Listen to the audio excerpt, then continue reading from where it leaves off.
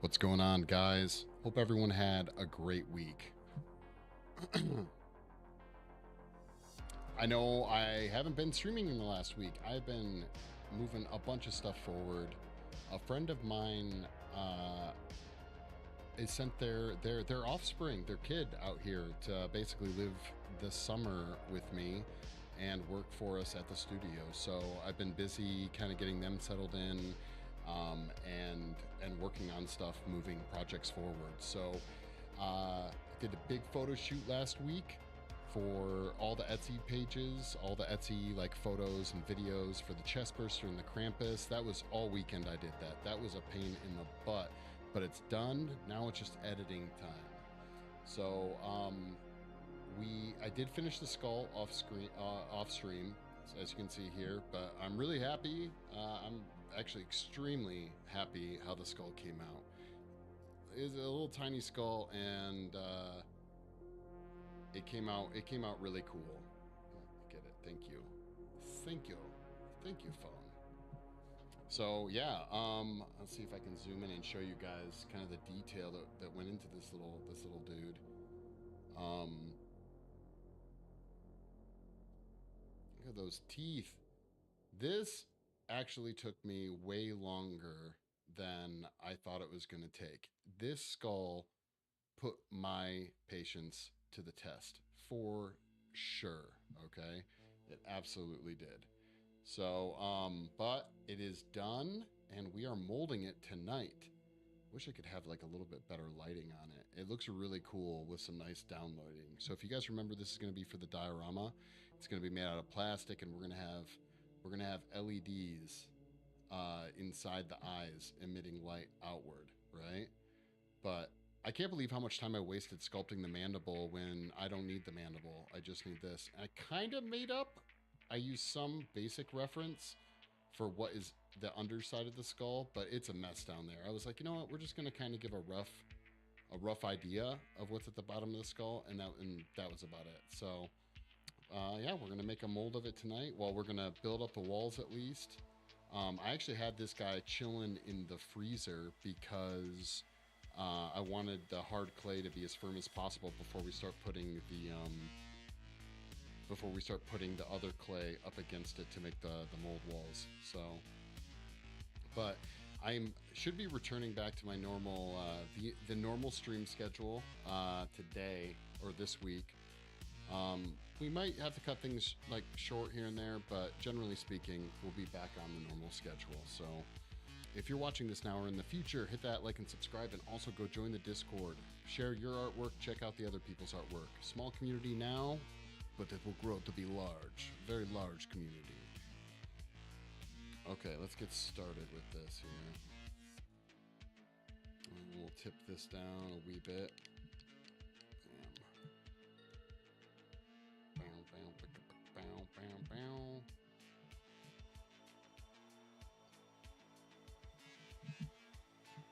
How do I get the proportion so good? It was such a pain in the butt to get the proportion so good. A lot of time.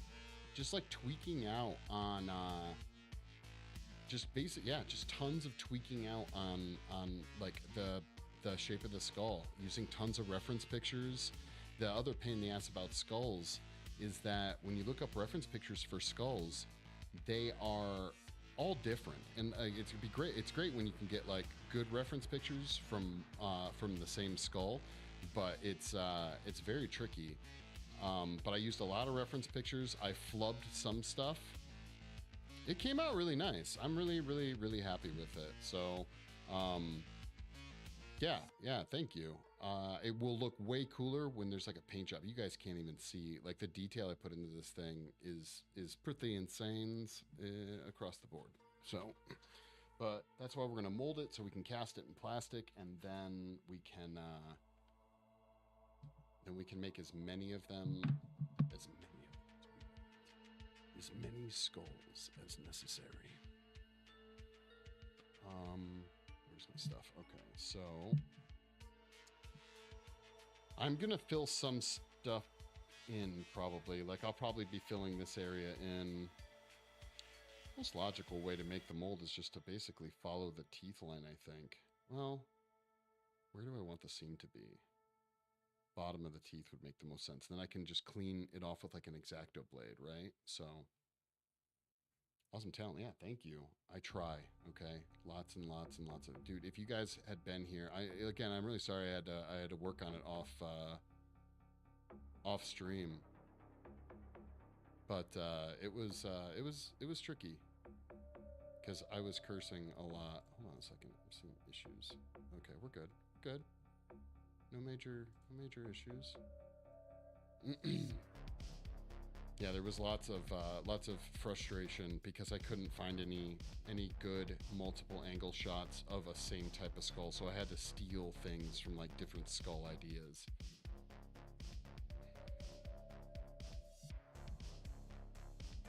Turn that a little bit more. Okay. So, just thinking about how I want to do this.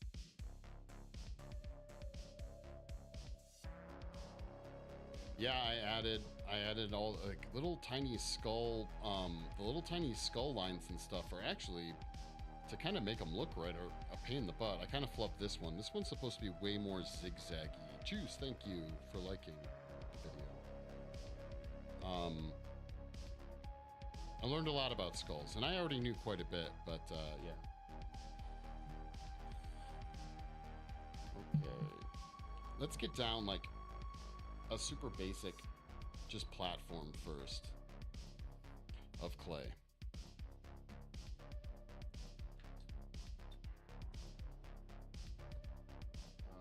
Which actually I might use this stuff for. There we go. I can't wait to wire LEDs into it, honestly. That's kind of what I'm super excited. Of course, this thing has holes in it. We don't have to use the whole board, though.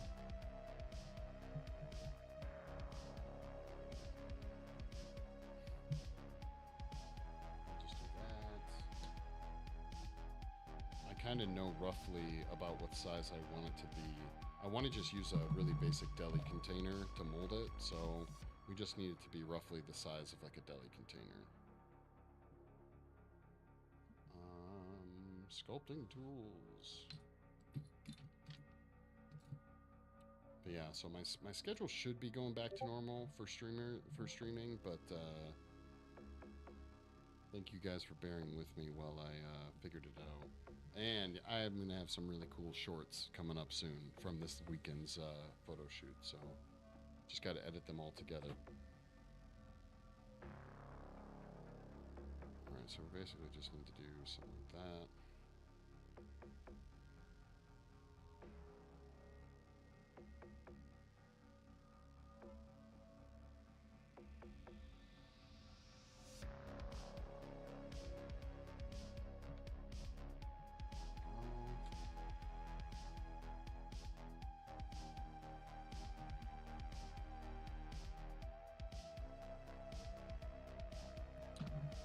We learn as you think through. Yeah. You should. Yeah, anyone can go into special effects. Everyone should. It's a lot of fun.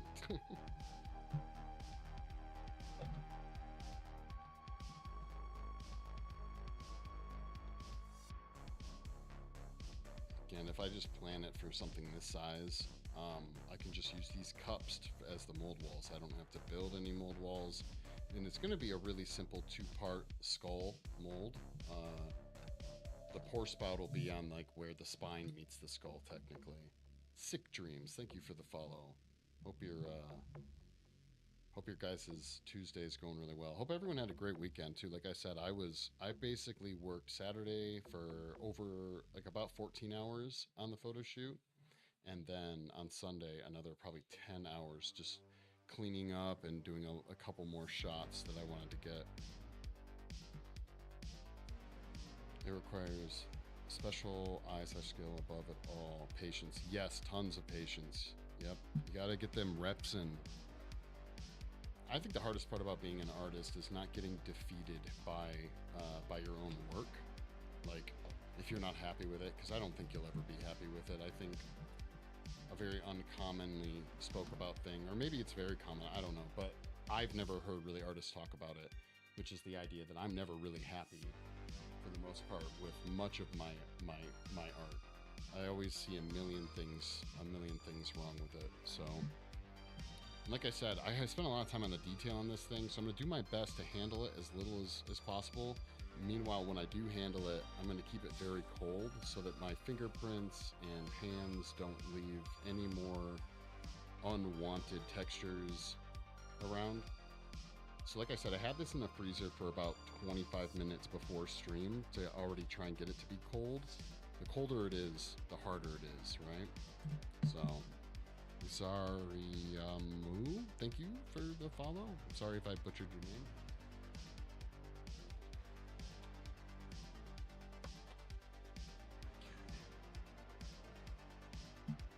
Lloyd, thank you. All right, and so now I can when it's that cold, I can handle it pretty evenly.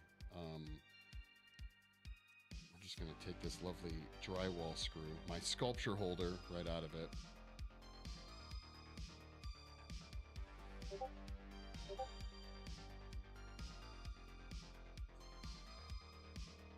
Bam. Bam! And we'll bring Steve into the shot so you guys can still see him a little bit, okay?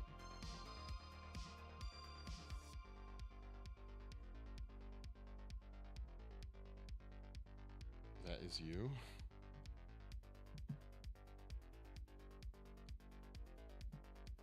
And so probably the teeth are going to be the most delicate areas. As long as we, again, keep this whole thing very, very cold, we should be okay.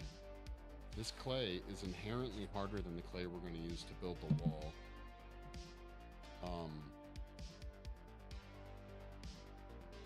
But keeping it cold will save us any potential issues. So actually, that's what I use these fancy gloves again as my stand to raise this up a little bit.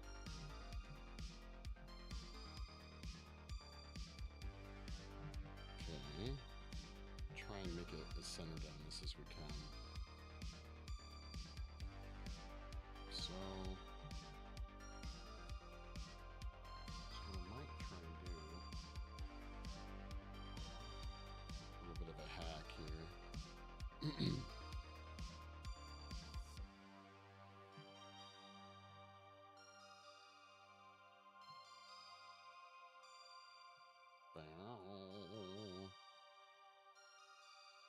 Raphael, thank you so much for the follow.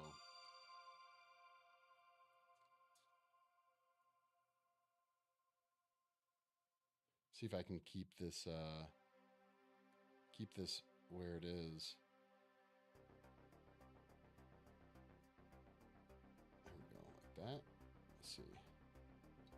Look how cold that is. That's staying frosted this whole time from the, I don't know, the ice.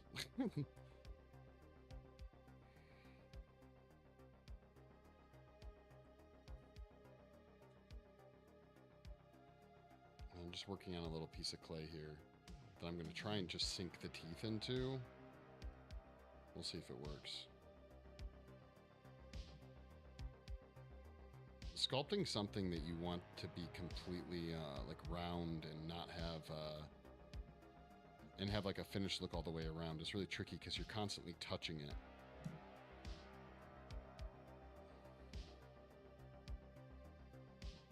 Should have probably sculpted this in a like jaw shape. I don't know why I didn't.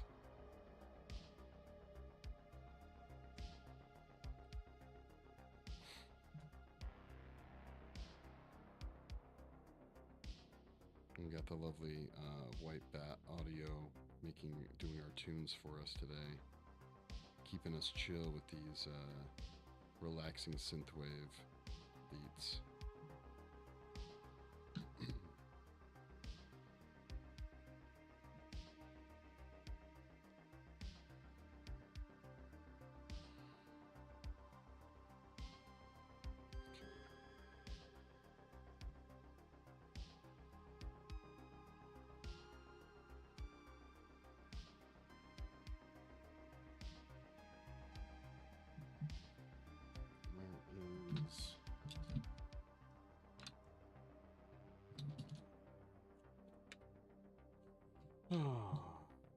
using my sculpting tools.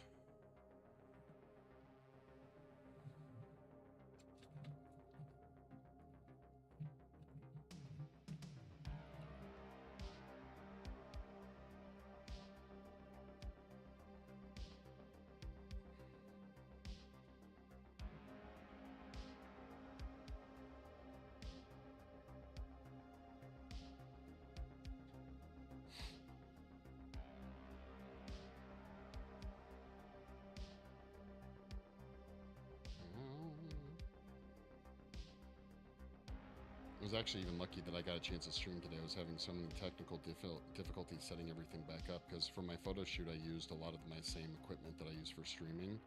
And yeah, let's just say setting it all back up for stream was a bit tricky. Uh-oh. What? Did I know? Yes, I know. Hello? What was that, Discord? Weird. Weird, I say. Weird noises. Okay, so now let's actually just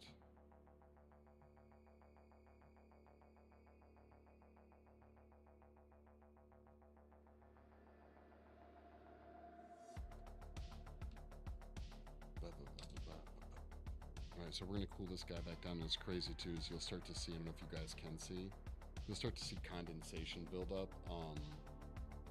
from us freezing it so much.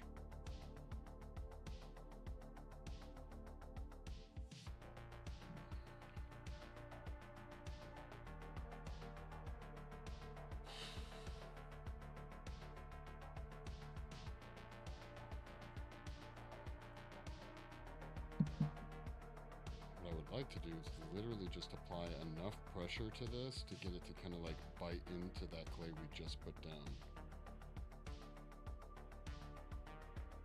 Just enough, like that. Bam! That actually worked. Looks so cool. Thank you. Literally put just enough pressure on it to bite into that clay.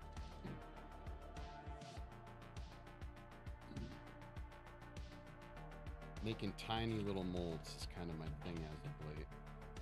There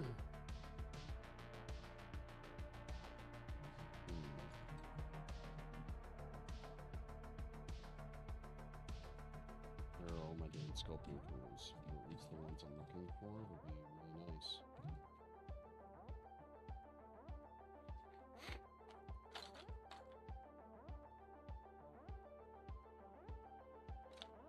Oh, there it is. I was almost lost my shit. Hey, the only way to get the skills is to keep practicing, right? So just start practicing. Get them reps in, as I say. Just like any other muscle or anything else you practice.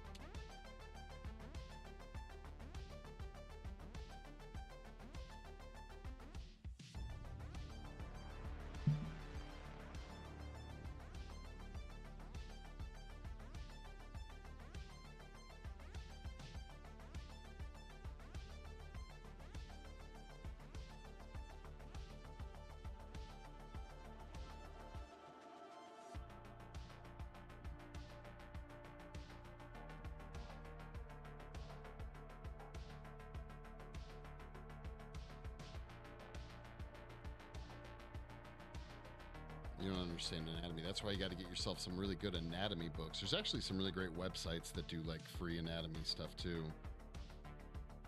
Yeah, you do have to learn. I mean, this took me forever. I only worked on it so long on stream, but I worked on it for a good probably 12 hours off stream. And that was, I mean, I haven't spent a lot of time trying to do like very realistic. I usually do like monsters, yo. So to help get affiliate, if you could help me back, I can check out your stuff later. Yeah.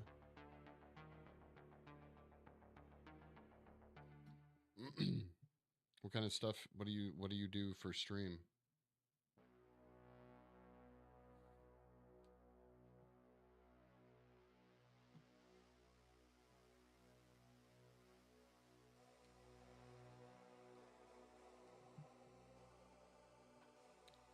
Looks amazing. Thank you. Yeah, it takes some time, but you can learn anatomy. There's so many books out there. There's the books that I was using kind of as my main reference were books called Anatomy for Sculptors. But I'd imagine just as much for, like, say, something like this, you could easily um, use the same books for 3D design, like on a computer.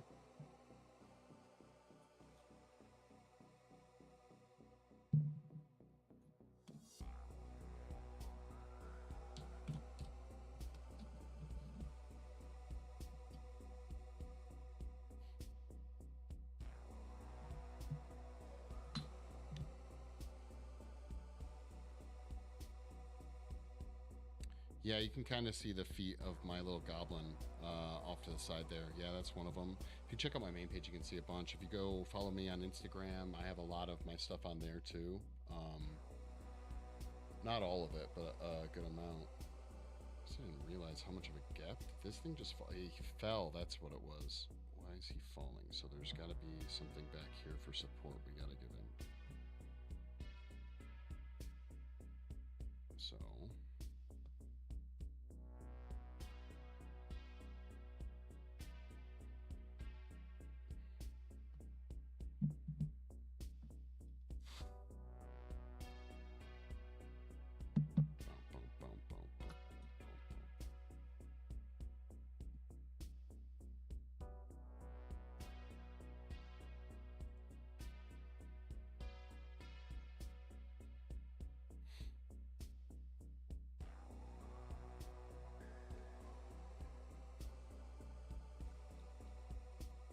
So we're just gonna put this, make sure he's tilted forward. Come on.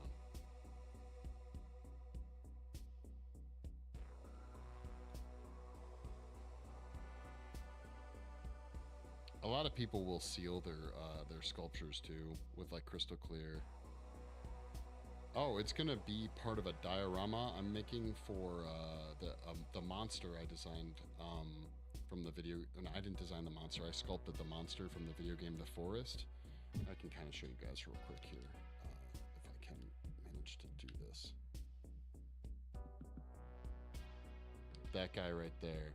It's called an armsy. He's about 24 inches tall, but I'm making a diorama. So below him is a fire pit, and that's my Judgment Goblin Steve, and that's a hand I'm sculpting currently for a film project that we're going to start working on probably in the next few months.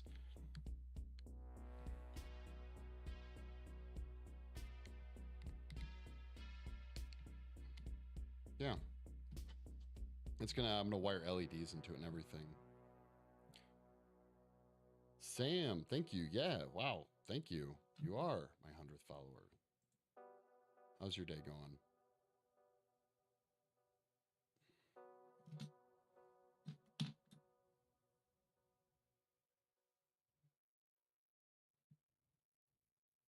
Yeah, the fire pit's gonna light up with LEDs and everything too, so I'm super geeked about that.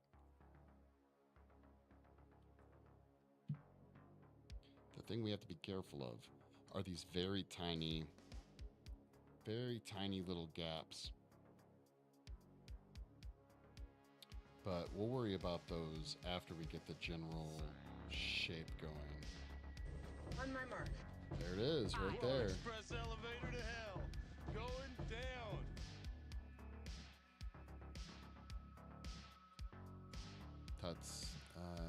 Tatsuke? Thank you for the follow. So yeah, if you're new here, we're just making a mold. I sculpted this skull, and we got to make a mold of it. So I think the mold, the way it's going to work is the seam is going to follow at the bottom of the teeth, right? And then it's going to go up through the maxilla, along through the zygomatic, all the way back to, God, I used to know what these are called. I forgot. I know this is the maxilla and zygomatic, but these areas back here, I forget my anatomy. There you go. I just kind of know what it looks like. I don't know the names. So the seam will come up through here, be at maybe the bottom of the zygomatic. Then you'll see it right there continue around. The mold is going to be made out of silicone, so there's flexibility as an option, right?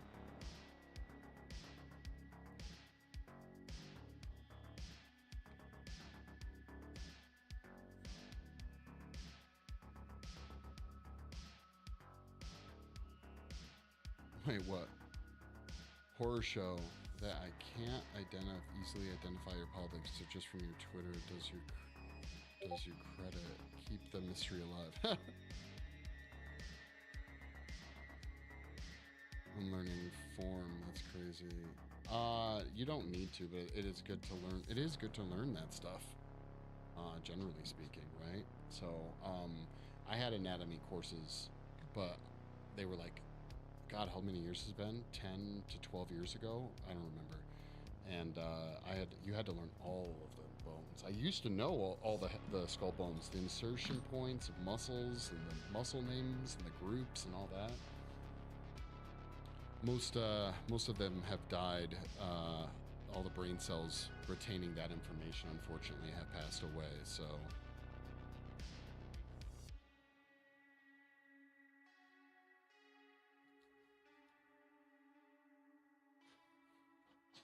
Thank you so much for the follow. I really appreciate it. What is going on with Kick?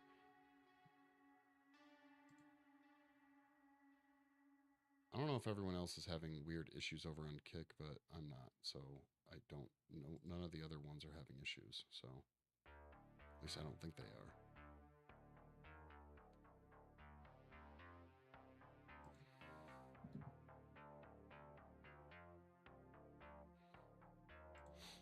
Sorry, guys, I'm just kneading some clay. I'm sure it would be very fun. See, I'm just doing this, okay? Can't see it off screen, but that's what I'm doing.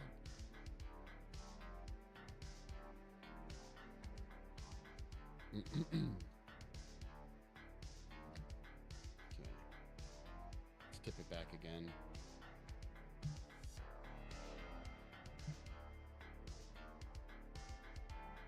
Let's freeze the clay so we don't damage it.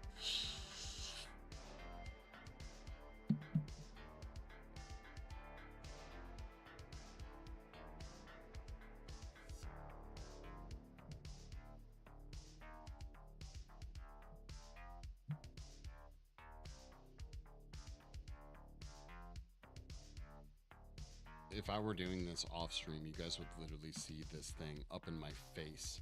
So I could get where I need to and see everything. But I'm trying to show you guys what I'm doing too, so it's a little bit tricksy. Oh no! Don't get up.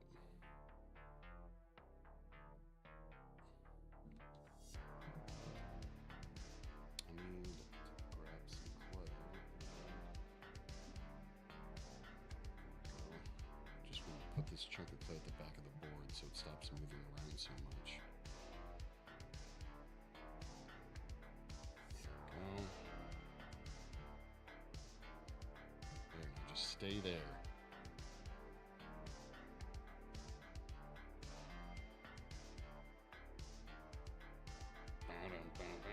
But yeah, if you guys like special effects, mold making, we've been doing some model making too pretty heavily. Yeah, be sure to follow. I have some products finally coming for sale on Etsy shortly. That's what if you haven't been here the whole time, pretty much been working on all weekend was the photo shoots.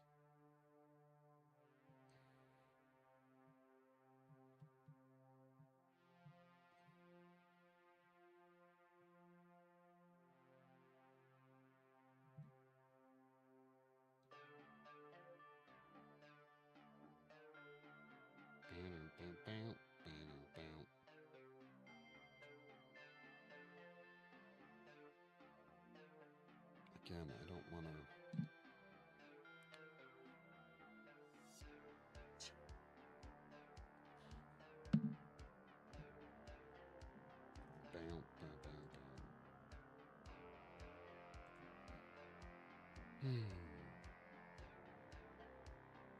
But yeah, we might. If my summer visitor feels like it, we might end up having them on stream a couple of days. I know they want to learn to do some sculpting, and so they might join us if they're feeling up to it.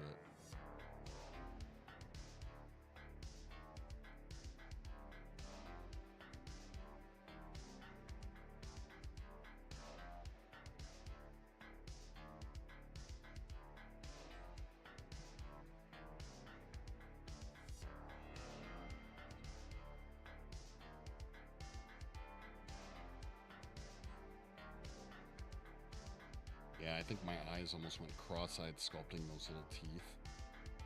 I literally used an X-Acto blade to sculpt those teeth because of how small they are, right?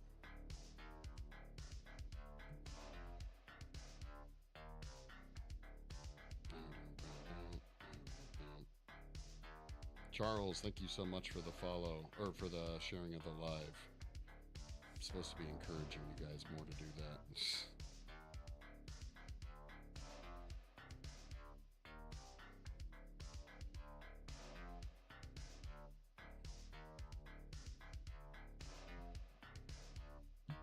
That's what I was like, why is this being so difficult to turn? But I figured it out. Anthony, thank you for the follow.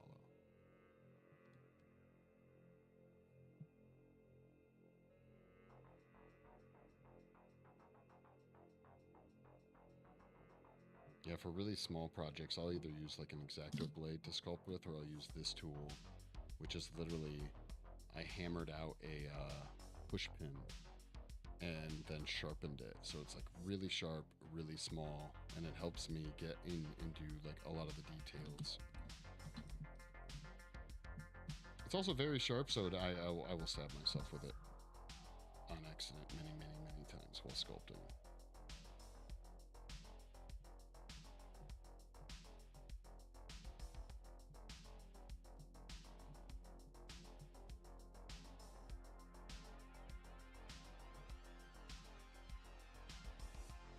Yeah, it'll be a like I was saying, it'll end up being a two-part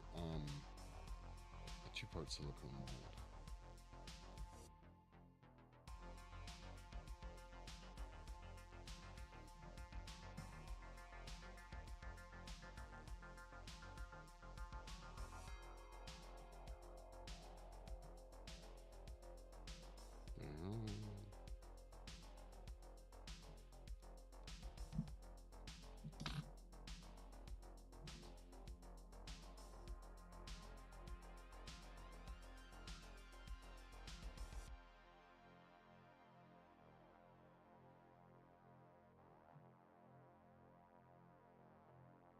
So when you get to really close parts where you're getting to the clay, where you need to get really close to make a nice seam, I will fail at this, but the general goal is to just push the clay up against say the gray clay, or whatever color this is, like light olive, I don't know. It's like a greenish gray. Anyways, it's to push the clay up against the sculpt, right? So you're not touching the sculpt with the actual sculpting tool. At least that's the general idea. It doesn't always work. But that's why generally people who sculpt really small things, even like this, the firmer the clay, the better. That's why I used Chavant hard firmness for sculpting this skull.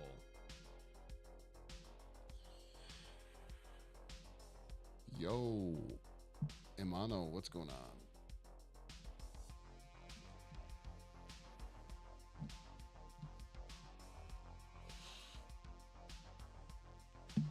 Chill out, clay.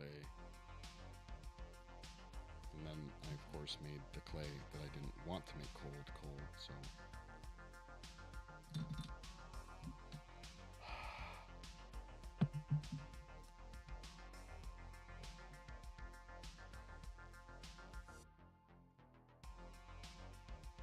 Need something, ooh, I know exactly what I'll use. I need something heavy to instead of the clay. The clay just pops off.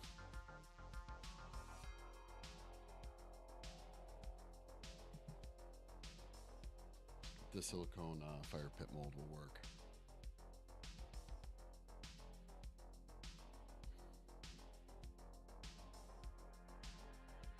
So I guess I hate, with as much time as I spent on this thing, doing this part, like adding all these tiny little pieces so close to the sculpture. If you've ever, had an action figure or cheap toys or whatever, like the seams can be made almost perfectly where the mold fits together so good, and you won't see the seams, or you have very little cleanup. But if you do crappy seam work, then you'll have seams you have to spend a lot of time cleaning up. What will it be cast in after the mold is made? It's going to be cast in a urethane. Wait, urethane? Yeah, it's a urethane plastic. Yep, it's a really great plastic. It's got like a 20 to 30-minute pot life depending on the temperature, and then 4-hour cure time. I'll pressure pot it, so we'll reduce those air bubbles. But yeah, its base color is white. It's called TC891. You can get it from BJB Enterprises. It's a really very strong plastic. If you guys were around for when I was working on my Krampus sculptures, it's the same stuff that I casted those out of. You can pigment it with different types of...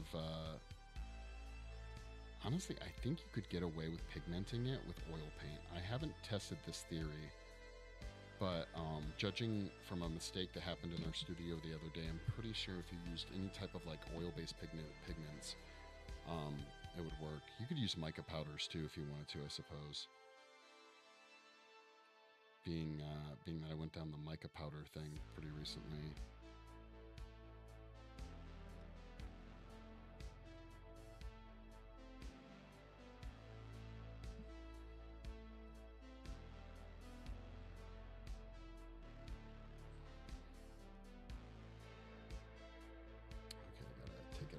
Shot for a second here. All right, we need to add a little bit more right here in the crevasse where the Mixella meets the zygomatic.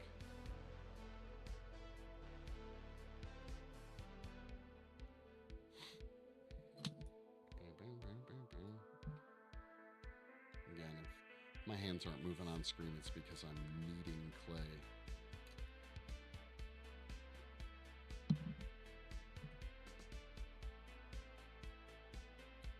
Did it already tip back? Stop tipping backwards. Please.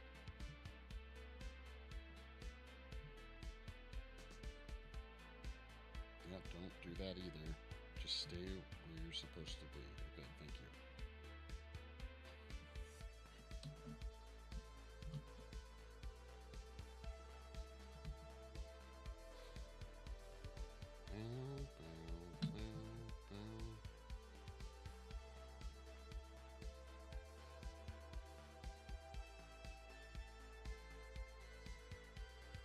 So I like strategically, like this is a perfect example where I'm like purposefully kind of putting this piece of clay further back away from the sculpture, kind of placing it, and then I'm going to try my best to like inch it in towards the sculpture. Tess, thank you so much for the follow. Without, I mean, again, you guys will probably see me mess up, but generally speaking, the best thing you can do is not touch the sculpture. You just want to push those edges of the clay right up to the sculpture.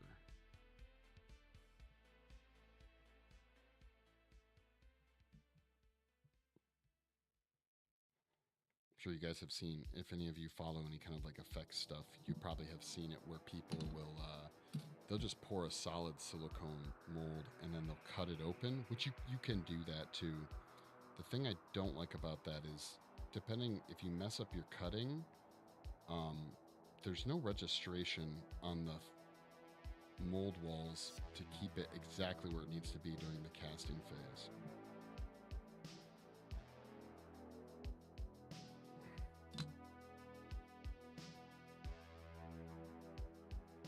That's what we're doing right now.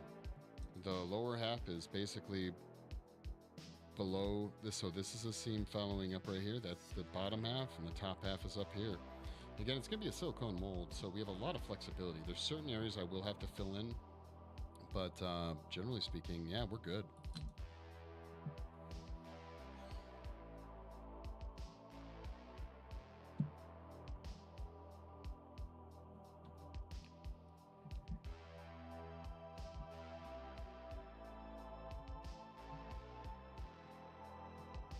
So same dealio. Let's move some stuff around here for you guys.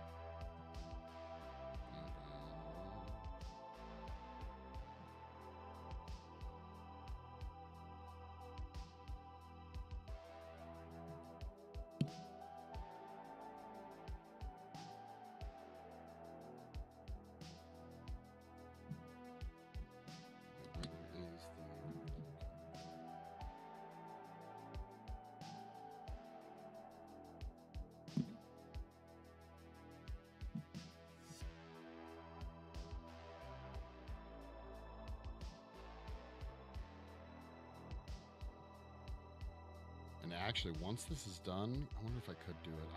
I could just cast different versions of the skulls, like knock out some teeth, just, you know, change different aspects of it once it's in like plastic form, and then mold it and make like different types of skulls, or even add the mandible back in if I needed that. I probably won't do it for the diorama project, but if I ever need a tiny little skull again, I'll kind of have like a really good, just like basic thing to work from.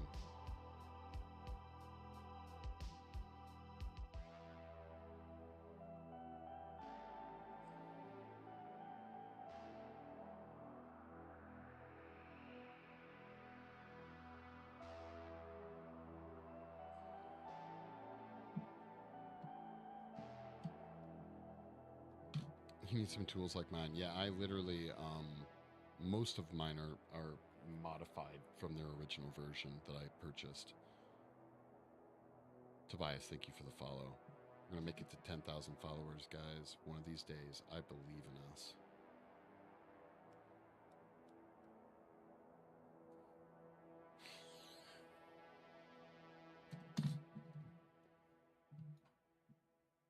This type of tool is a dental tool, and it legit is like the best type of dental tools. If they're quality, they're made out of the right type of metal, are some of the best sculpting tools.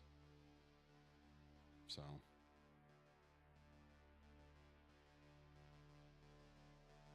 but just be careful if you go online to buy dental tools, like the cheap ones, you look at them wrong and they'll bend and dent and scrape and fall apart and stuff. So just keep that in mind.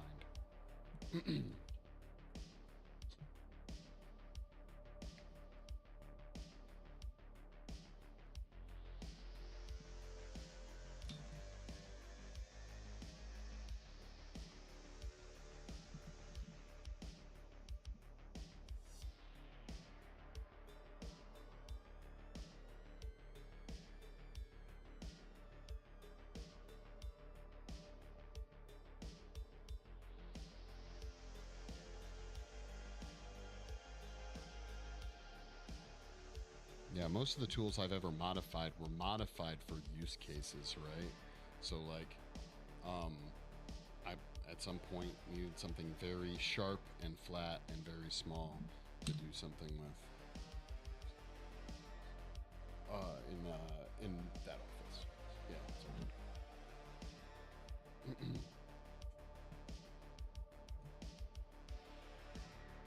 That's what you have to work with. Rock on. Like I said, yeah, dental tools are where it's at. So, all right, let's go ahead and add the other zygomatic bone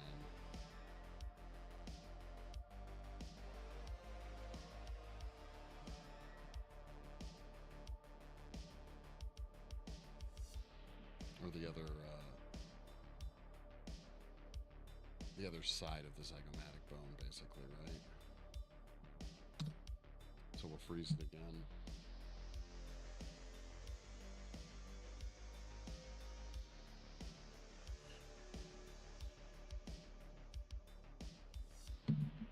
Chill out.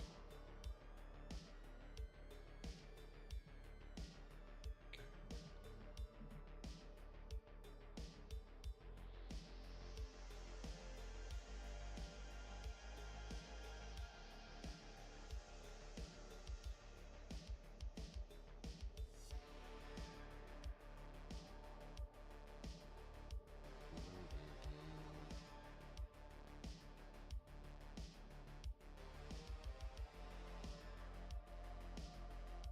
major Sub-Zero levels, right? Keeping my sculpture frozen.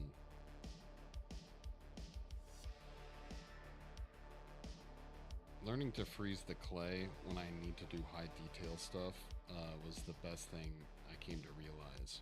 I don't remember when I decided to do it.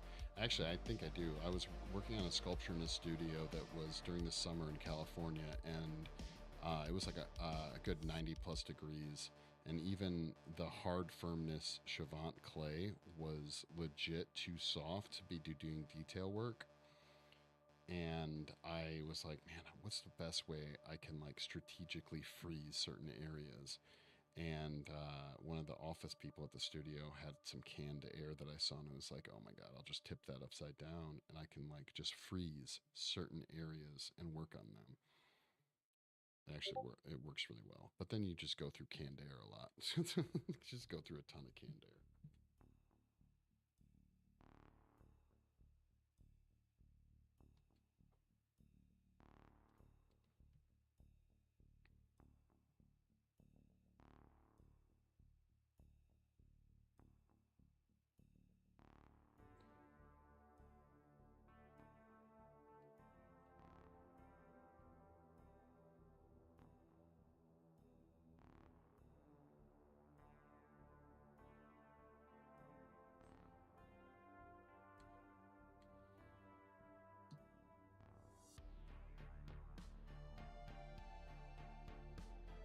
I actually bought, it's basically canned air, but it's a little bit more designed for like spraying and freezing certain like very select areas. It's a little bit more expensive. The only problem with it, I can't remember what it's called, but the biggest problem with it is that it leaves behind like a residue, and that's no bueno.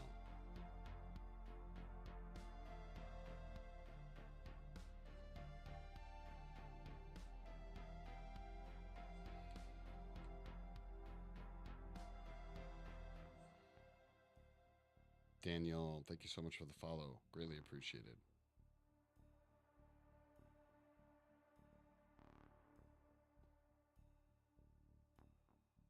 Come on, get pushed up.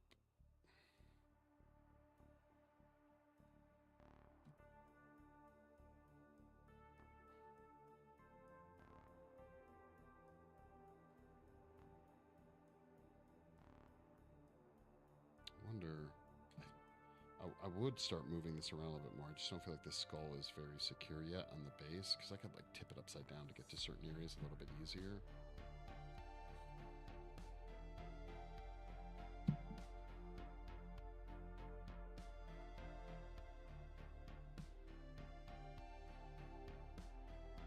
I'll just sculpt with my left hand. That's not tricky at all.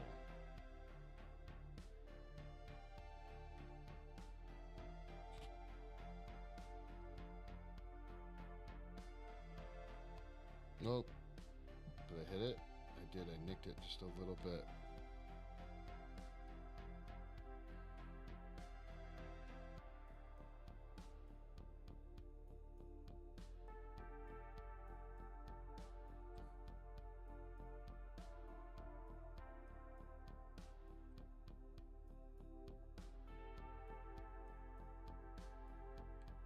I actually, over the weekend, totally during the photo shoot, in my exhaustion, dropped one of the Krampuses. I was going to have more Krampuses to shoot, and then I dropped them.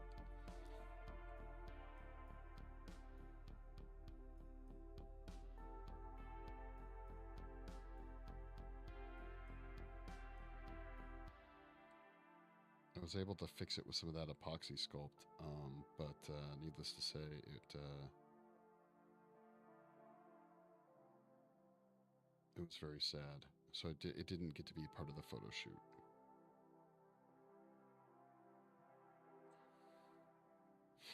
Come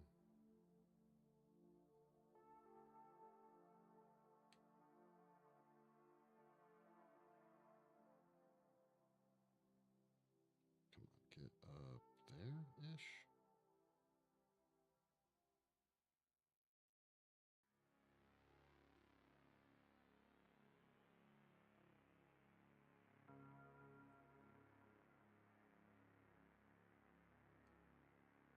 Yeah, I'm gonna cast it in resin, probably like a polyurethane. I don't know where my head is. Polyurethane plastic. It's gonna get used in a diorama I'm doing for a monster sculpt I did. It's gonna have glowing eyes and stuff. It's gonna hang from a rope and be like a lamp, like a skull lamp, basically. You might say, cursed, couldn't you have just bought a skull? I could have, but that would be too easy, and I like making things more difficult for myself.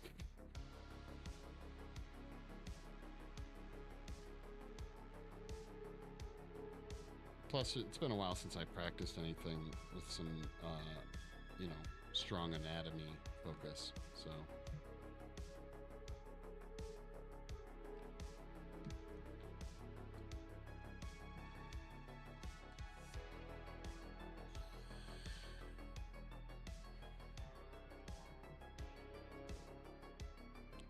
Bourbon decanters. Okay, yeah.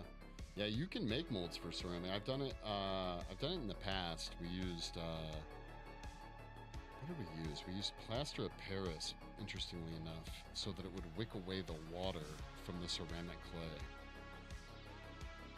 And then ceramic clay shrinks during the drying process when it becomes greenware, so it would be small enough. It would like shrink as long as the undercuts were taken care of.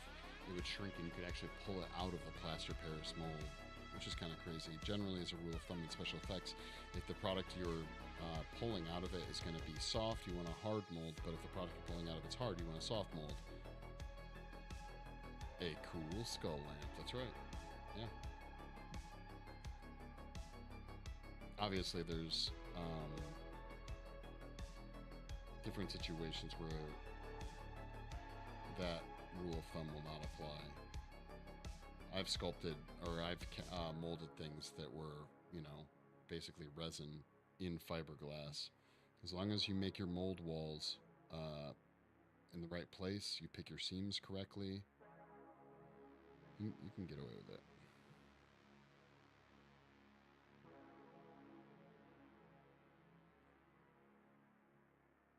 So while I have done it, I've also known many people who have tried to do it and they have locked their mold. Yeah, I've done silicone and silicone molds many times actually. If you know what you're doing, you can do it. It just goes bad. It can go really bad if you do not properly mold release.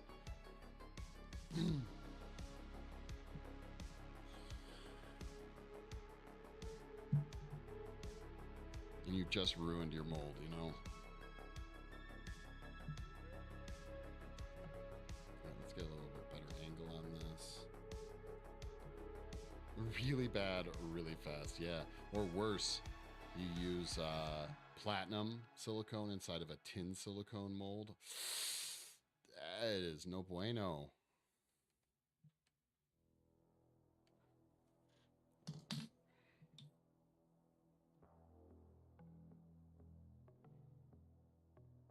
I'm really stretching my abilities right now, guys, okay? Totally left-hand sculpting this fine stuff, okay?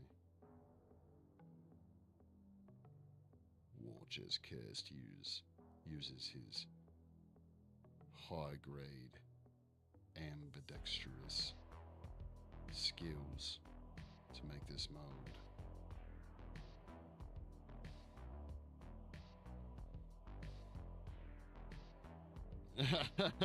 Yeah, it's the next thing to talk about when bad mold things happen.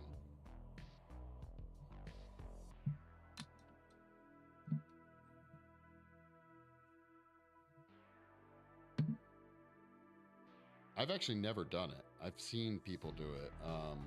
And I mean, platinum's really sensitive anyways, so I mean, you don't even have to put it into a tin mold. If you mess around with, if you have anything inside a platinum mold for platinum silicone that's not supposed to be there, you'll likely catch some inhibition either way.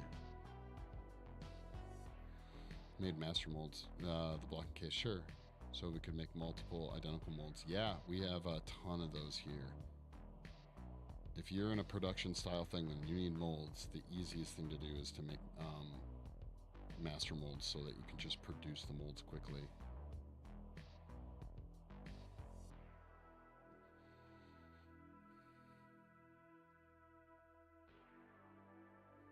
due to bonding and ruining. Really? Yeah, I've never had any major issues. But I'm very fastidious when it comes to that kind of stuff. Like very fastidious. I'm so nervous about mold making. Look how long it's taking me to make this damn mold, right? I will double check, triple check everything, you know. I have had my employees mess up many molds. They are just less fastidious than me. I think that's the word I'm looking for.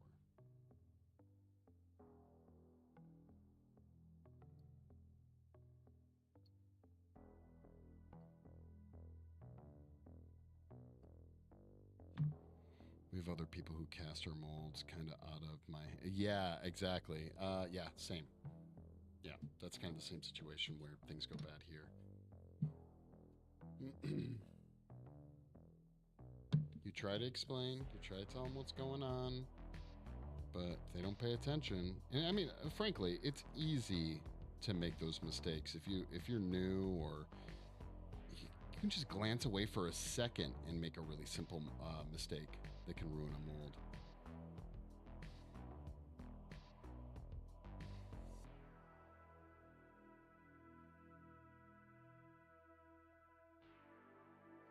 Silicone is, just such a finicky lover.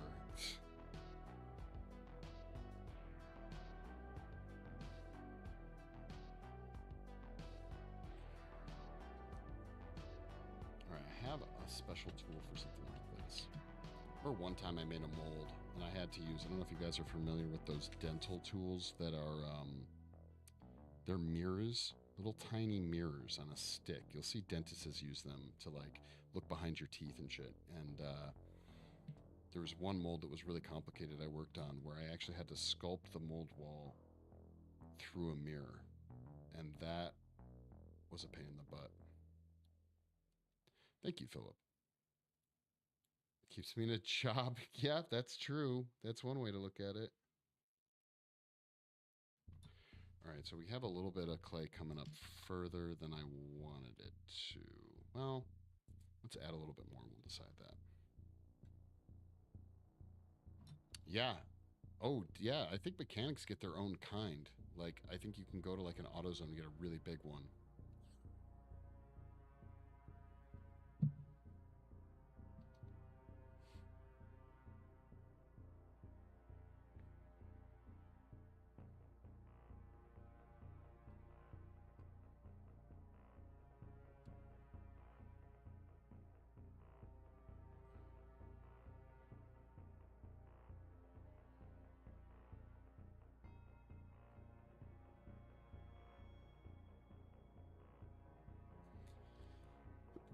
Excuse me.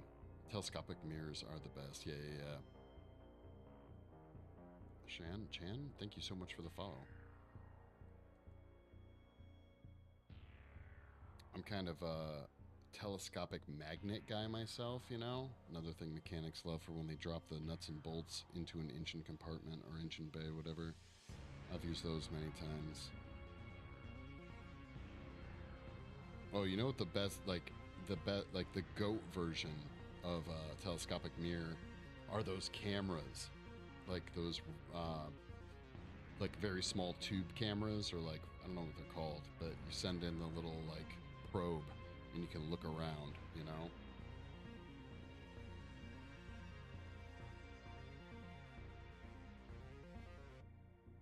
I use those, we used to use those all the time for setting cores inside certain molds, because there's certain areas that you just couldn't see. They just, due to perspective, they're basically invisible to you, right? So we would use those to test until someone became familiar enough with the method of setting a given core. Then it would essentially, this is crazy, but it's all done by feel. Once you just kind of learn, oh, this has to be over here, this has to be this far away from that, so on and so forth, right? So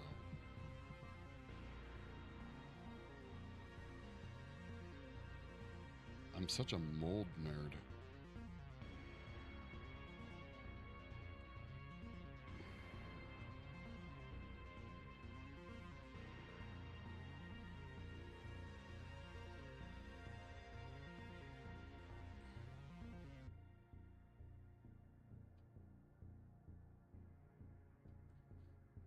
It's crazy once you learn about mold making, even the basics, you start seeing the seams of like manufactured products all the time, and you can start understanding um, like how things are made a lot more.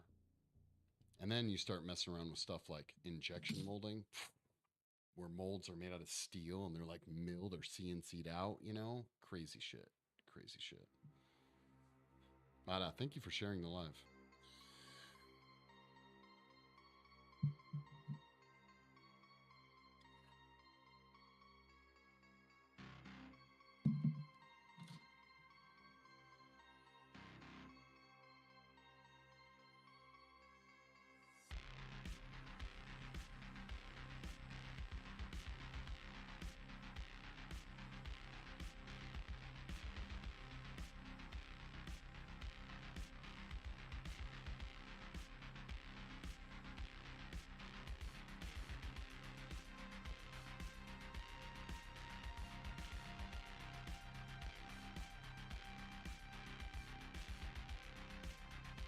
I did not do as good on this side, guys, as I did on the other side.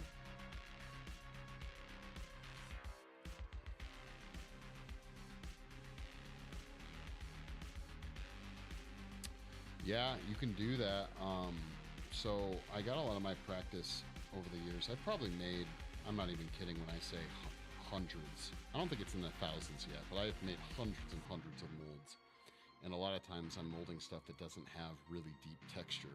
We do a lot of silicone casting, and oftentimes you get a lot of like, you don't want to over exaggerate your texture for hyperrealism stuff. So you kind of don't have that freedom. Like if you're making like Halloween masks or something along those lines, I feel like it's so much easier to just like hide it in a skin crease or something like that, right? But when you have to cross a very broad section, I have found that this technique of just like getting the clay close to it and then just pushing it to touch it, barely touching it, will create razor sharp seams that even if there is a seam, you can say if it's silicone, you can literally just rub the silicone and it will wipe away the seam. Those don't last super long though, because if it's a high production mold, eventually those razor sharp edges are just going to end up kind of breaking down and dulling down, and then you got to make a whole new mold.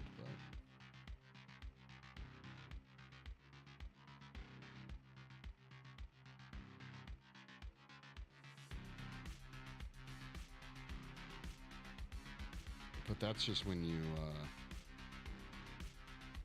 curse the mold users, not the mold makers. Can you cast? Yeah.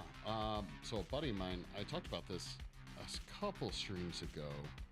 I sculpted a fancy watch buckle out of, I forget what the wax I used was, but it was really small and he wanted an octopus.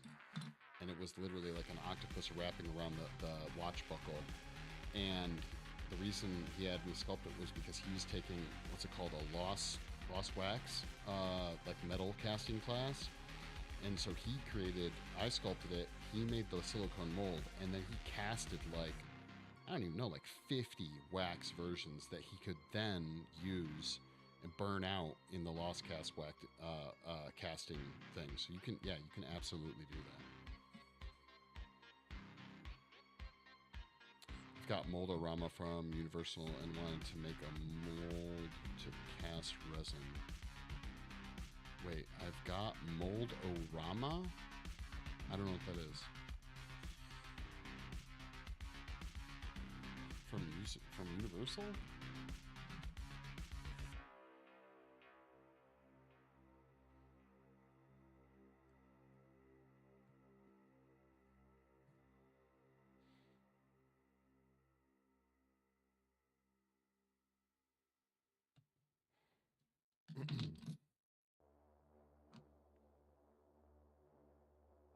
Okay, now we gotta film this giant gap between his teeth and this wall.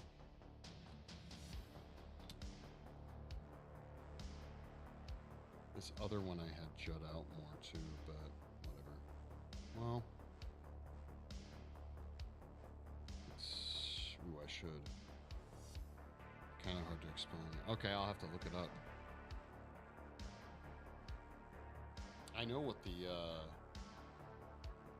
tribute sword is, I think. I don't know the kind of wax they use.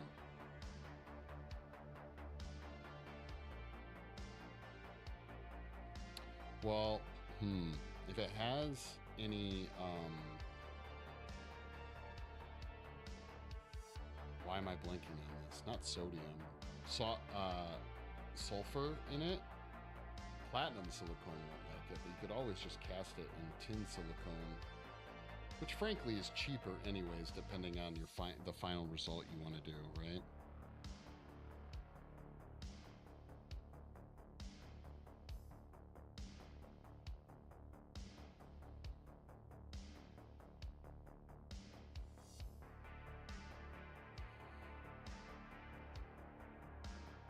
I don't even know if they put, honestly, I'd be kind of surprised if they actually put sulfur inside wax, but who knows? I know that's why they stopped using broma clay back in the day, was because of all the sulfur in it.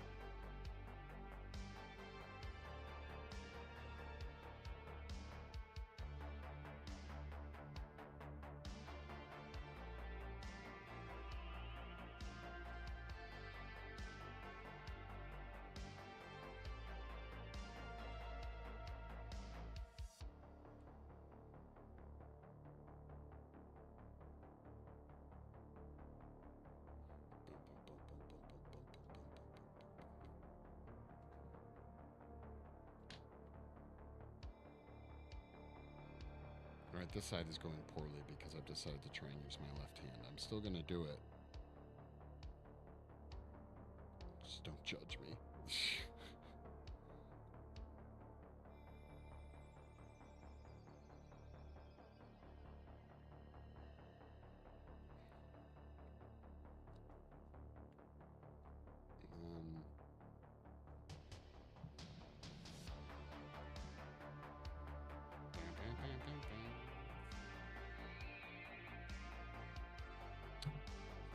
So I'm hesitant because I only have one wax sculpture. Yeah, they'd be cool to cast in something like that resin. There's again, I don't know exactly what you're talking about, but the thing you purchased, does it have any information about it on the back, like what it, maybe what kind of wax it is?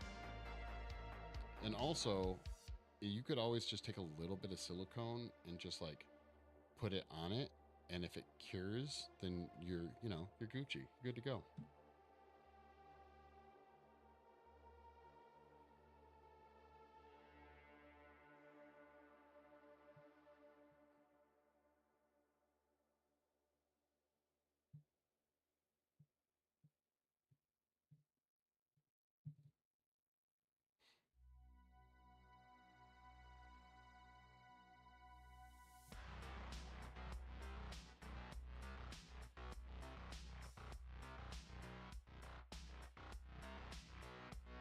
Okay, so here's the deal, TikTok.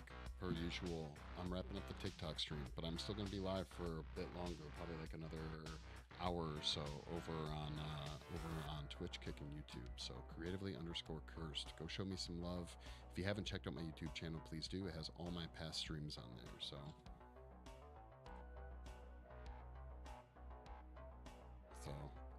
yeah, thank you guys for hanging out. Appreciate all the follows. I will catch up with you later. And yeah, if you haven't joined the Discord, go do that too. That'd be awesome. So have a good night, guys. We'll be back tomorrow. Peace.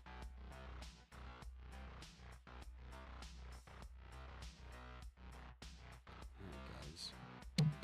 Fancy PC streaming based services. A lot harder to try and play to 2 cameras versus 1. Someday, though, we'll get it.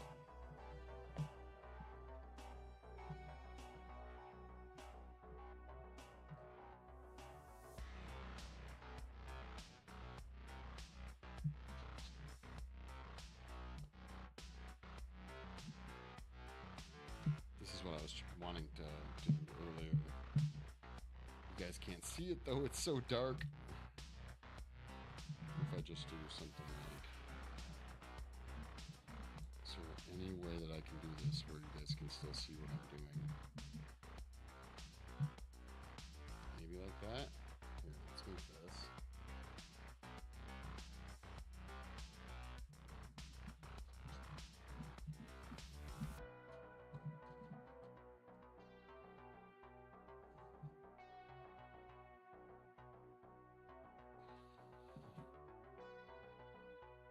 There we go. It's a little bit better. It was at a funny angle.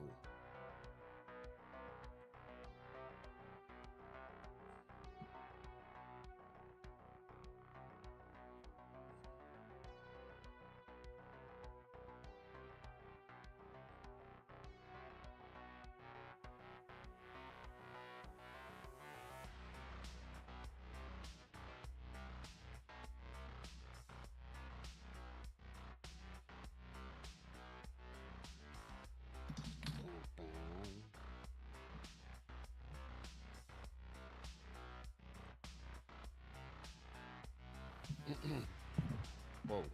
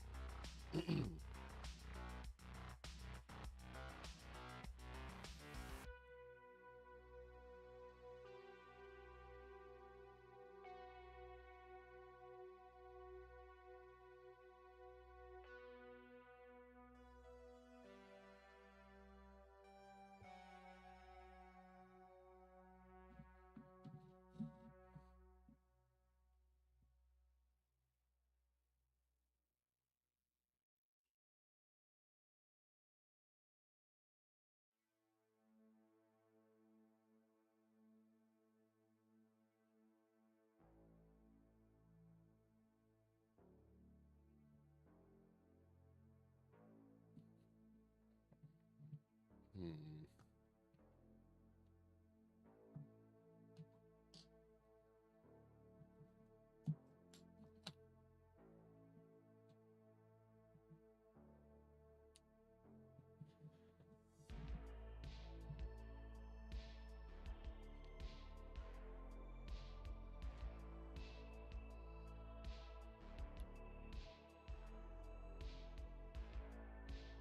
Oh, still moving around. That's part of it. Stop moving.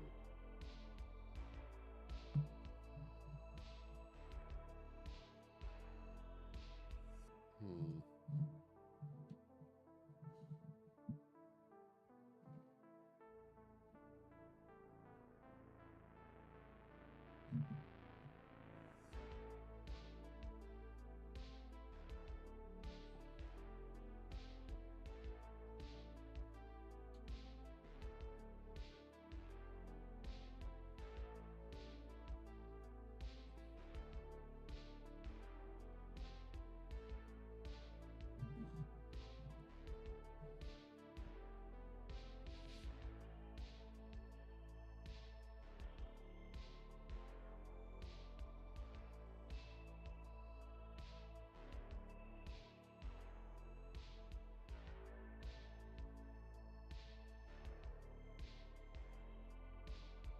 Wow.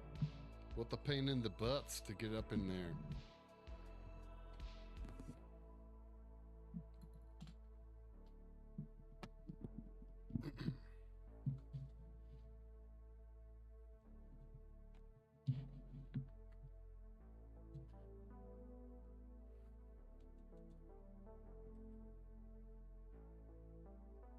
Can I get this thing to come over to me more?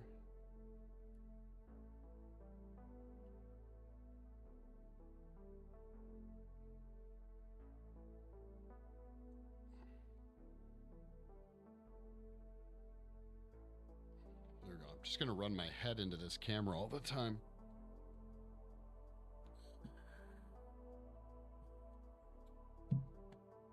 Like that.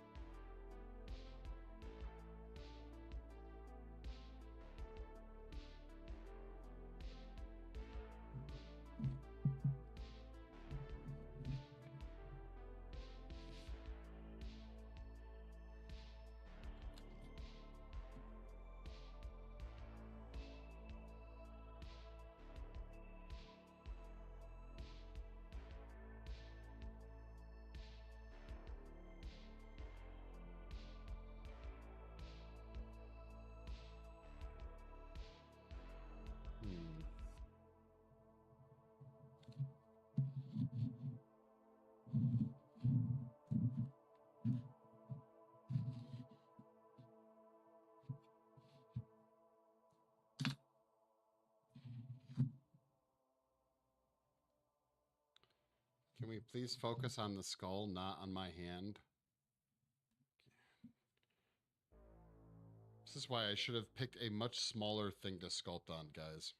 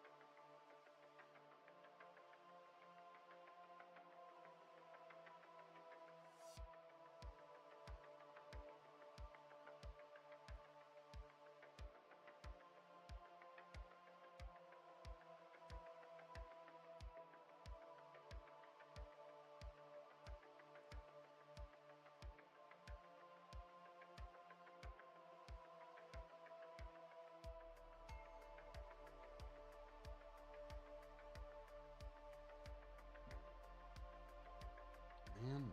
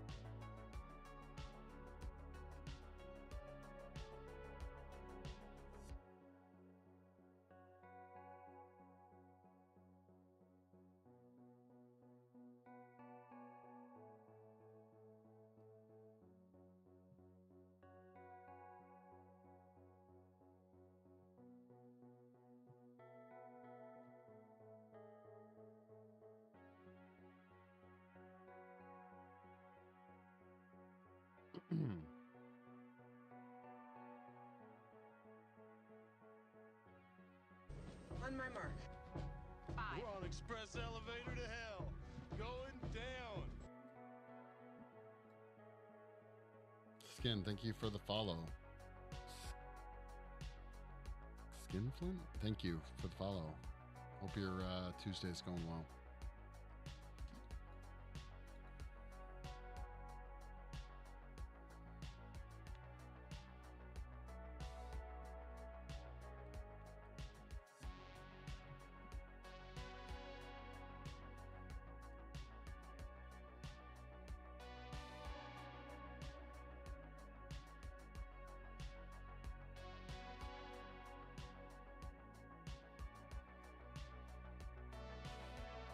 Come on now.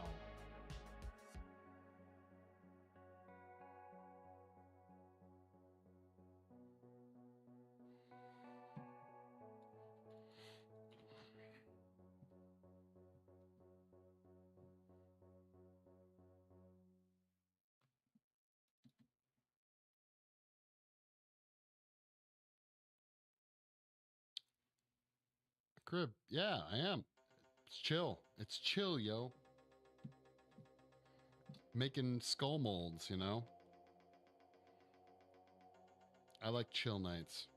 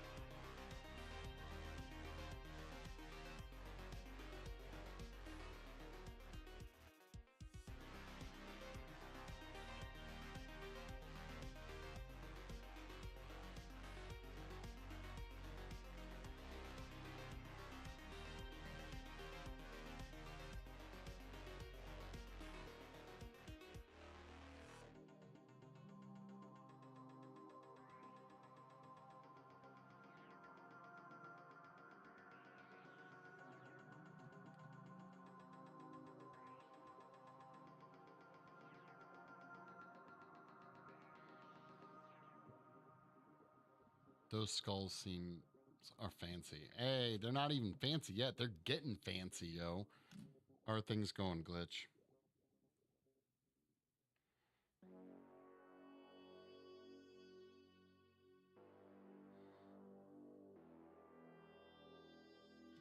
Hmm.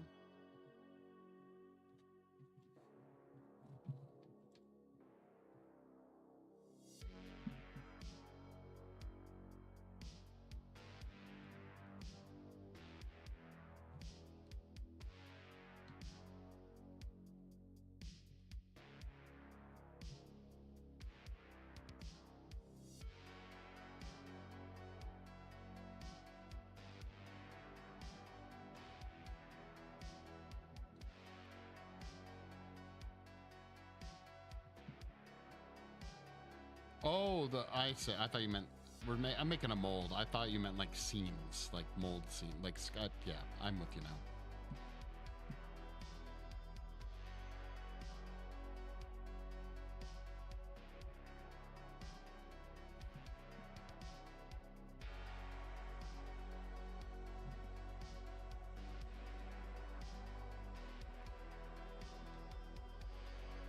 Yeah, those are nice.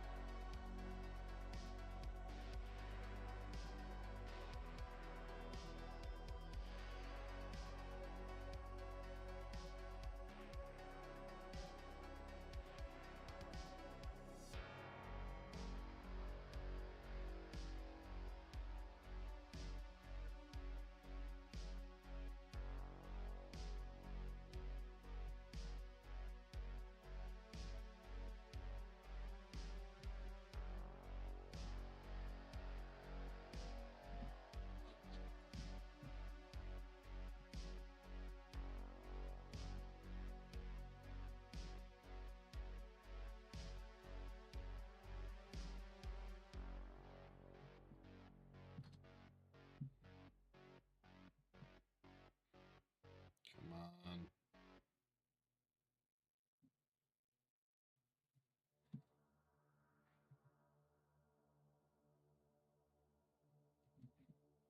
Gotta love it when there's giant chunks of fiberglass just waiting to stab you in your finger.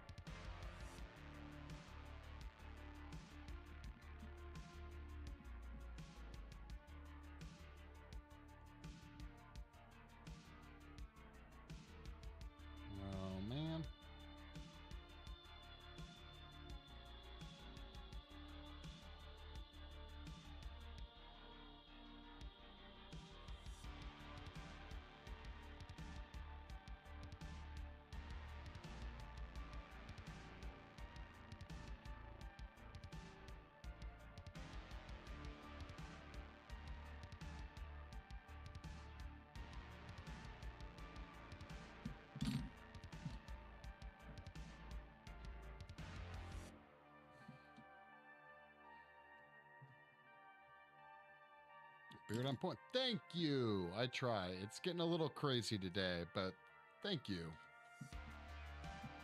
Are you a beard haver as well? Okay, fellow beard haver. Actually, I do need to get it trimmed up soon.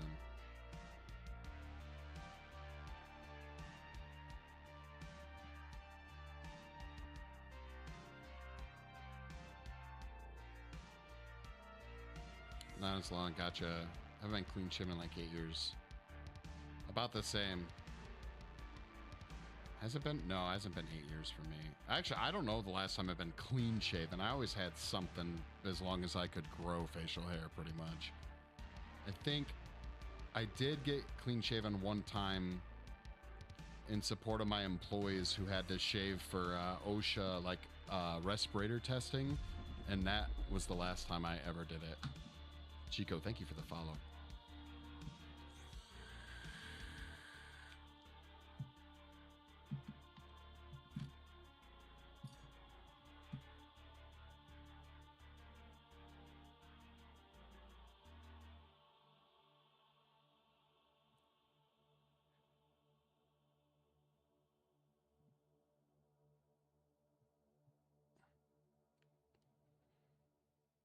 Yo, Transformer, what's up?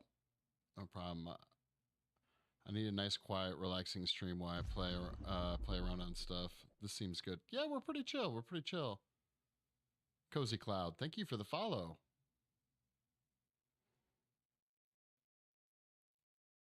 What are you playing around on?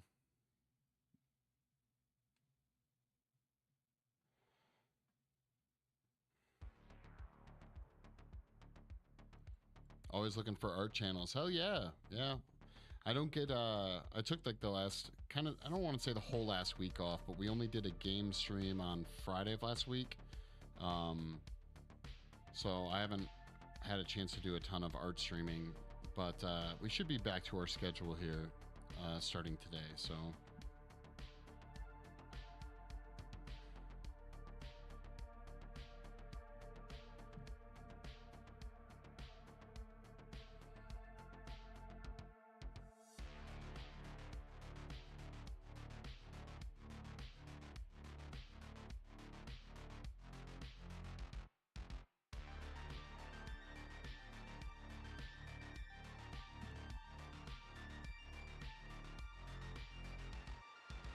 Tech Tinkerer, nice. Yeah, I don't know a ton about it, I'm not gonna lie. I need it to run hourly schedule, Windows task scheduler. Okay. Don't know what any of that means. I mean, I know what Python is. Task scheduler, kind of by name can figure that out. But spinning on the Linux, I understand what Linux is, kind of. I know just enough about any of that to get me into trouble, okay? That's about it.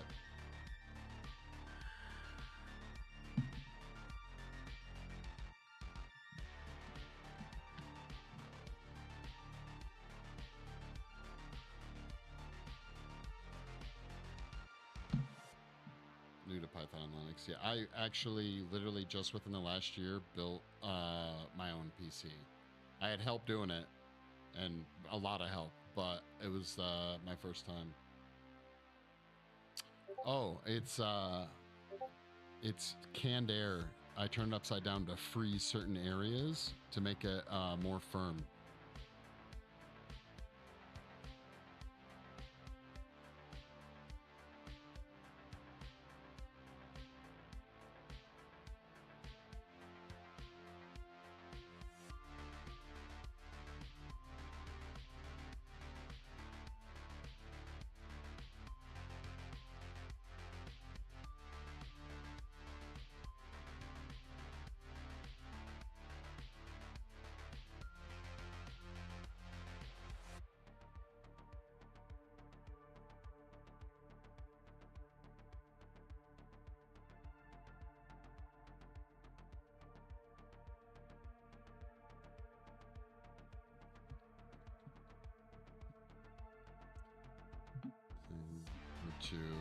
Congrats on the build, though. The first is always the most fun. Yeah, I'll be building another one soon.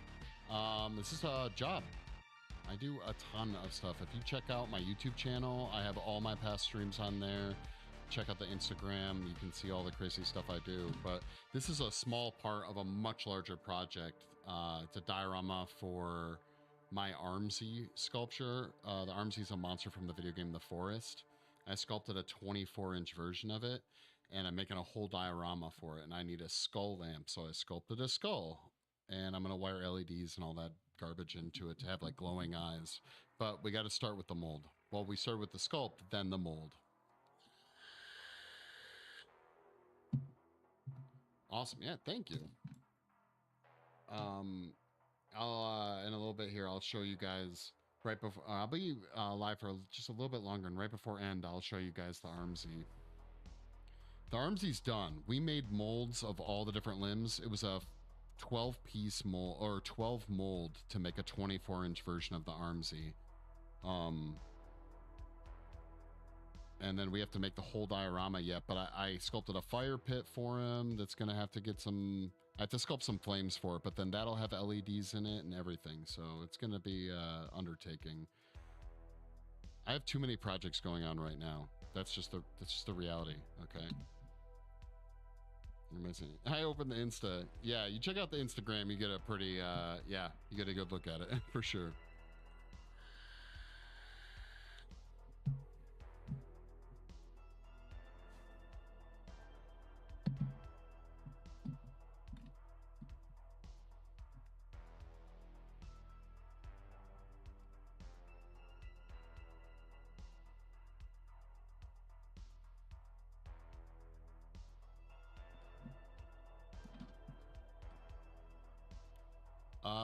I've been doing special effects and sculpting and mold making and painting and all that fun jazz since I was like 8.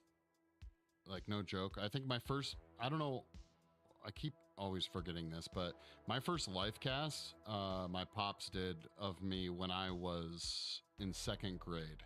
So it's been a long time.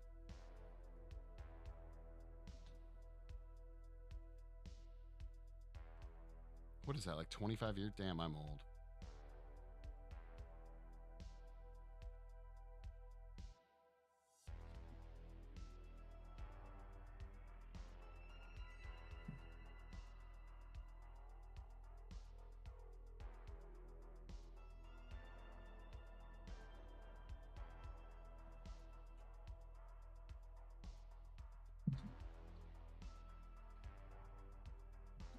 Feel that just hit 31. Congrats.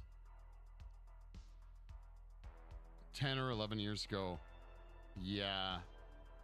Yeah. A friend of mine's kid came out to my studio for the summer to work for me. And I remember when they were like this tall, you know, when they were wee. And yeah. Nothing makes you feel older than that. They're like a whole teenager now, so yeah.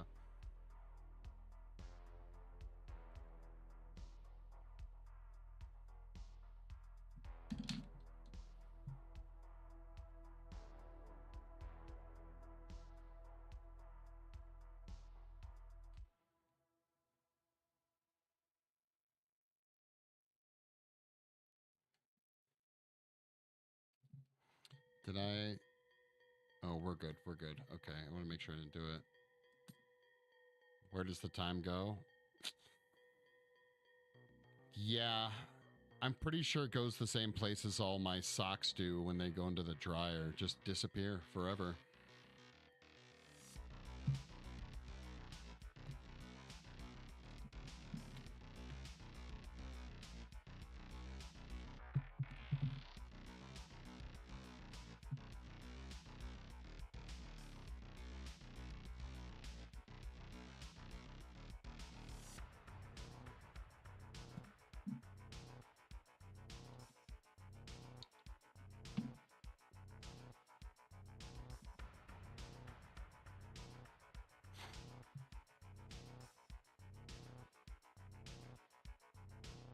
Yeah, I feel like it was just yesterday when I moved out to California. I'm not even there anymore.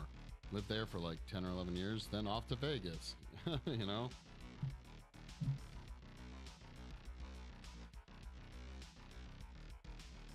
Yes, we're making a two-part mold. So I'm building up the seam for which part is going to be which, basically. Yeah. Yep. We'll put the pore spout will actually be on the bottom of the skull. Basically, like, imagine where your spine connects to your skull.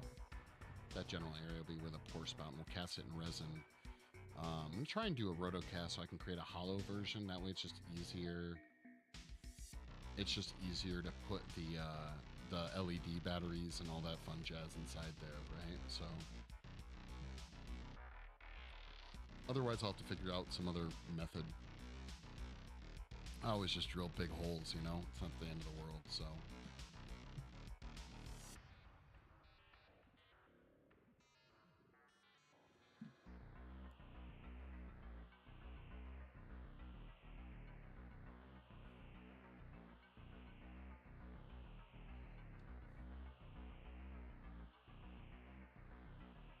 And tiny, tiny little coil of clay at a time. Yeah, you guys missed like when we were molding all the parts for the Armsy. It was months of mold making. We did what's called matrix molds, where it's a silicone inner, but then there's a fiberglass jacket on the outside. That was a trip. That was a trip. I'm happy it's done too.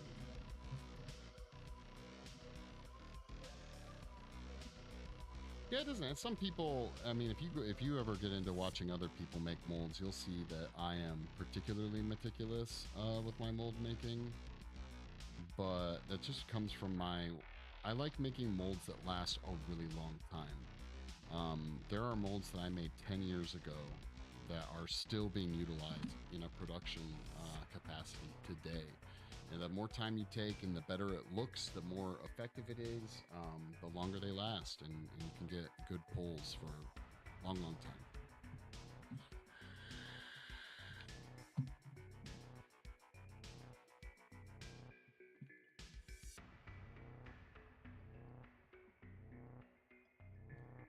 When I was in college, we used to call the appreciation for like really getting into molds,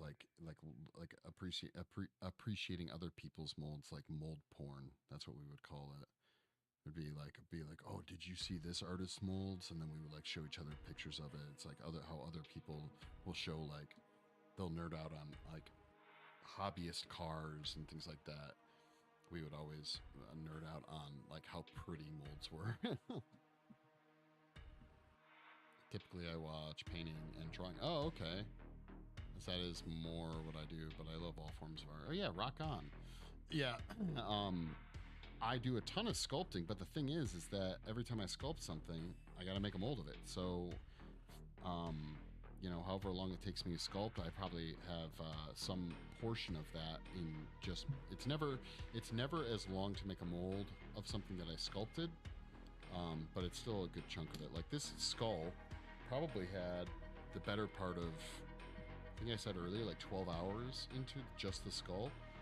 And this mold will be done, probably not this stream, but before my next one. Like tomorrow, I'll probably finish it off stream, cast it. Because once the first half's poured, the rest is pretty easy. You just pour the other side and you're good to go.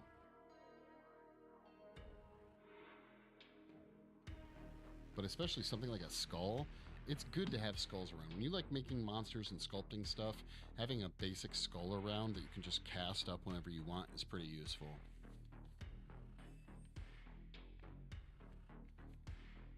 I found a 1990 Toshiba laptop at work once. I think we all sat around for like 2 hours admiring it and putting Quake on it. Professional porn is the best porn. Yes, agreed. Small paintings, drawings, sculptures. Macro photography. Nice. How small? How small are we talking? Like an inch by an inch kind of thing? I'm more comfortable working in larger forms, but I've recently, over the last year, kind of gotten a kick of doing little, like, more miniature stuff, you know?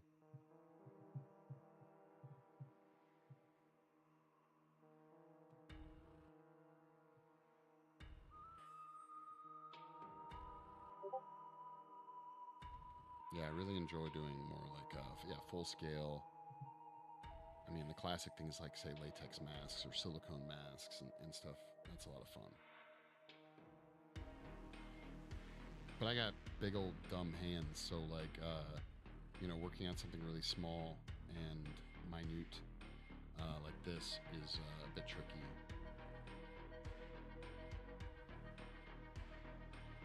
Tech nerd by trade, art geek for fun. Hell yeah. Hey, art geeks widely appreciated here, okay?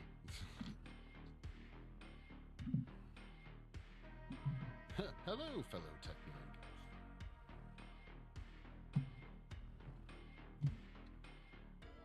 I've tried to be nerdy about tech stuff, but sometimes I feel like my nerd topics, they get out of hand, Like when I got into LEDs recently, oh my God, the amount of time and energy I've spent into like trying to understand how LEDs work and the best quality ones and the best way to wire them and all this other garbage. And that's all been for this project. Is just, I never messed around with LEDs ever.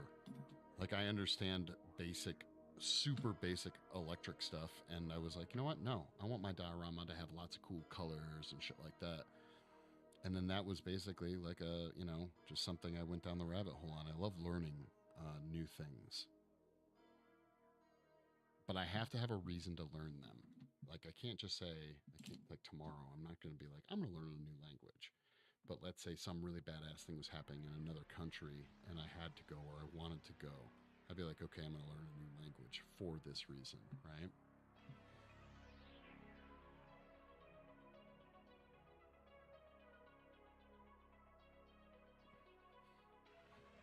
There's two things in this world you can't get back after they're gone.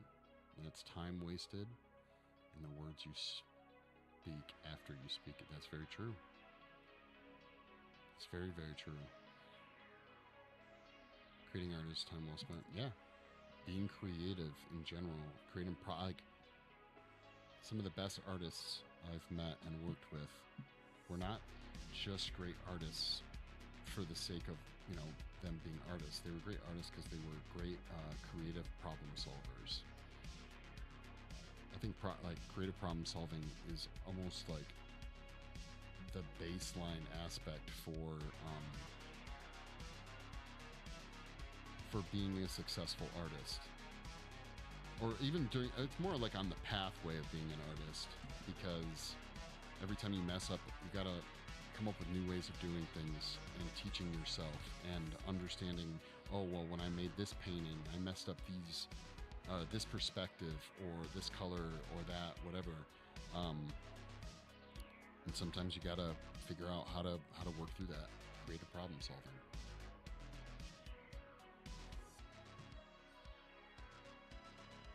Actually, maybe all problem solving is technically creative. I don't know.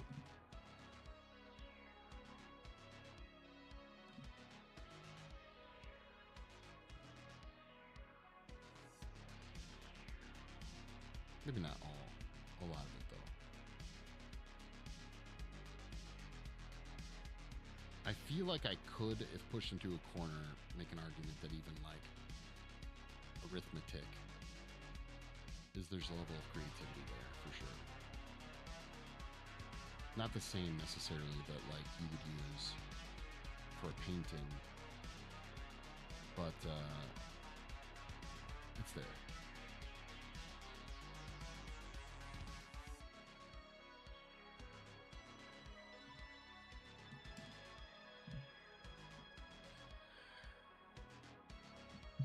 There is a beauty and creativity in code as well. I don't doubt that at all.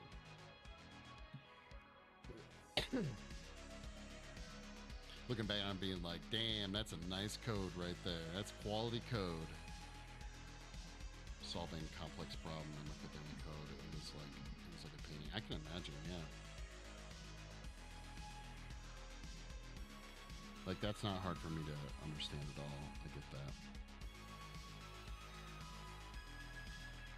The shit that I find gratifying in life, like as far as like accomplishments on either like a weekly or a daily basis, is usually when I have just like randomly figured something out that has been bugging me, or like something I've been trying to, there's always like a eureka moment. I had it with LEDs very recently. That's why I'm thinking of it, where I was just like, why can't I wrap my head around, this aspect? And I had this, I don't know what happened, but I just had this very distinct eureka moment where I found a way to think about the problem that made like picture perfect sense.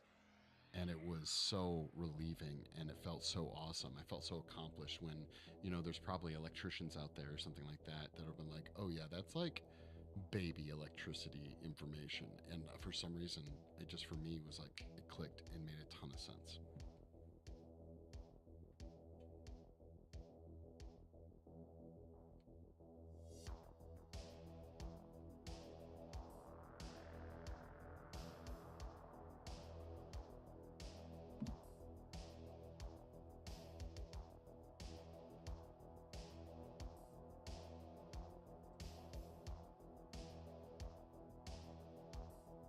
And it's actually, if I really think about it, I can probably think of many times that same type of eureka moment has happened for me while learning something. Like, I remember I've sculpted a ton of ears over the years, and there's these certain things when it's sculpting ears that as soon as you learn these, like maybe 3, maybe 4 things about people's ears, that as soon as you understand how they work, anyone can sculpt an ear. There's like 4, maybe. That's about it. And you can sculpt an ear like really well, just knowing those few things.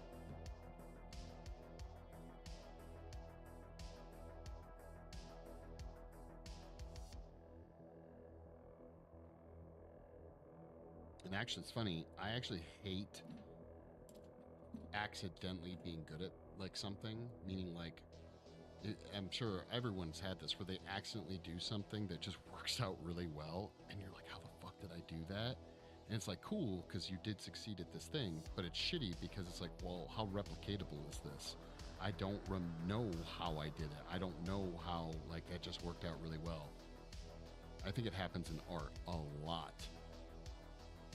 What would Bob Ross used to say? Just like a happy little accident.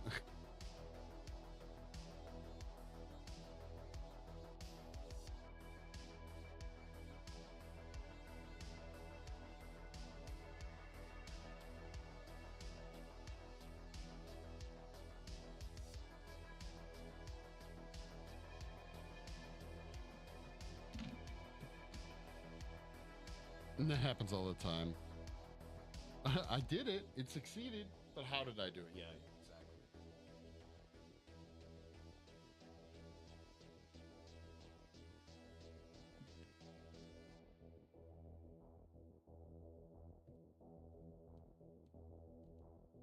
All right, guys. Here, I'll show off the armsy here real quick, and then I'm going to wrap up stream here.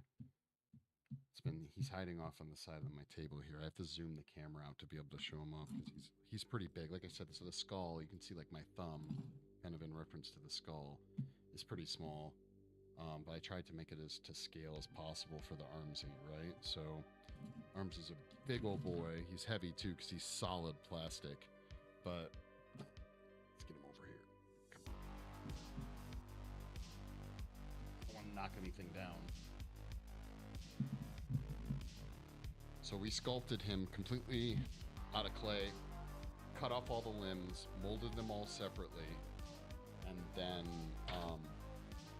what the shit is that? I don't know what that was.